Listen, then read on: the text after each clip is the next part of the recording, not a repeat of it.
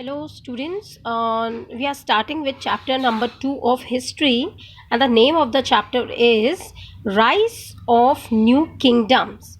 Class 7 History, chapter number 2, Rise of New Kingdoms. In this chapter we're going to learn about the new kingdoms which rose to the power in India during the early medieval period, that is from 750 AD to 1192 AD.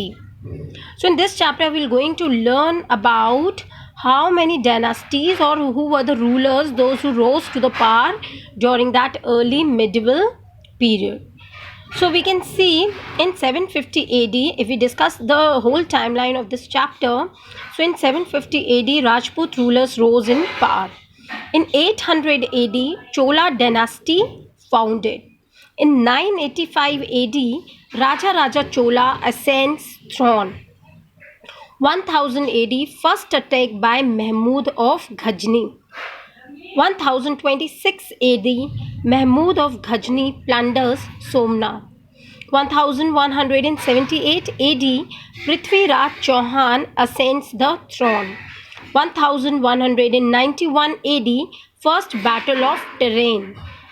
1192 AD, second battle of Terrain took place. Now we discuss about the early medieval period, that is we are discussing from 700 AD to 1200 AD. So at that, if I talk about that particular period, a number of powerful kingdoms existed in India during the early medieval period, that is from 700 AD to 1200 AD. If we talk about this particular period, the Rajput gained control in the north. Okay, and the other powerful kingdoms were those of Palas in Bengal, that is present day West Bengal, Jharkhand and Bihar. The Rajputas, along with the small kingdoms in the Deccan, and the Cholas in the south. So these dynasties ruled over different directions, different parts of India during this particular period. At that time, if we talk about the northwest, Mahmud of Ghazni and Muhammad Ghori, these two were the invaders who invaded India, who were basically invaders from the northwest, also had an important role to play during the early medieval period. So in fact, the south saw the emergence of powerful dynasties like the Pallavas, the Pandyas and the Cholas. These were the three powerful dynasties. But these small kingdoms continuously fought with each other. They fought with each other to gain control over their neighboring territories. So we have discussed that who were the rulers, those who were ruling during that time. Now come to the next topic, that is North India. North India, we all know, the northern part of India. If we talk about the northern part of India during that time, there were the origin of Rajputs. And now who were the Rajputs?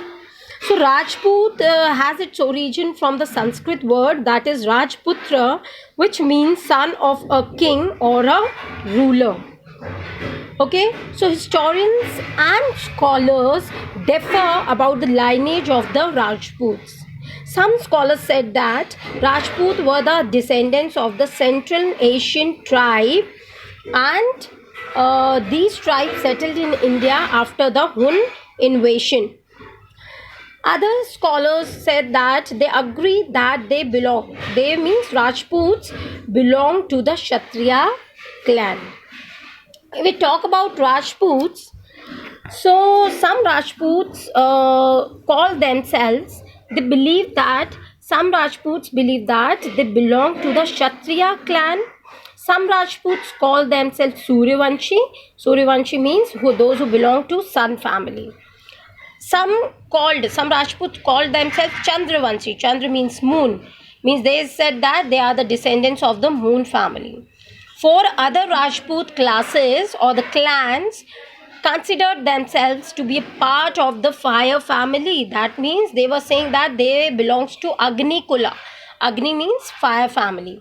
And the four clans, those who belong to Agni Kula was the Pratiharas, the Chauhans, the Solankis and the Pavars. Now other three Agni Kula clan, except these four, these four belongs to Agni Kula, fire family. Other three Agni Kula clans are the Tomars, the Gahadwalas and the Chandelas. Now we'll talk about the Deccan in the next part.